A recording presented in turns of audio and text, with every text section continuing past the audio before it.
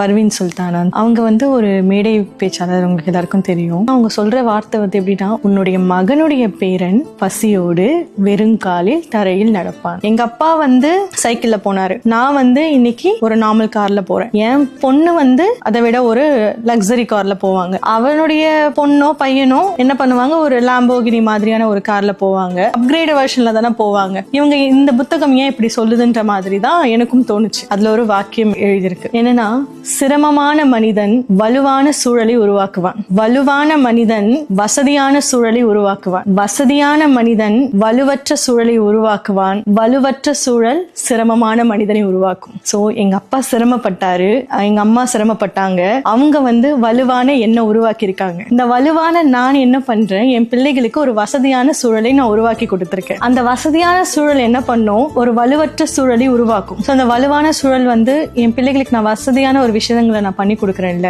So அவங்களுக்கு அந்த வலி அவங்களுக்கு தெரியறது கிடையாது. அவங்களுக்கு கேட்டது எல்லாமே ஈஸியா கிடைக்குது. அதனால அவர்கள் பிள்ளைக்கு அதை விட ஈஸியா கொடுக்கறதுக்கான விஷயங்கள் தான் அவங்க பண்ணுவாங்க. அவங்களால உருவாக்கப்பட்ட மனுஷன் எப்படி இருப்பான்னா, சிரமமான மனிதனா தான் உருவெடுப்பான். அவங்க சொல்லும் போது ஒரு வார்த்தை சொன்னாங்க, இதை நான் படிக்கும் போது தரை அவங்க காலை விட்டு நகர்ந்தது அப்படின்னு சொல்லிட்டு, சேம் அந்த ஒரு ஜர்க் மூமெண்ட் தான் இருந்தது எனக்குமே.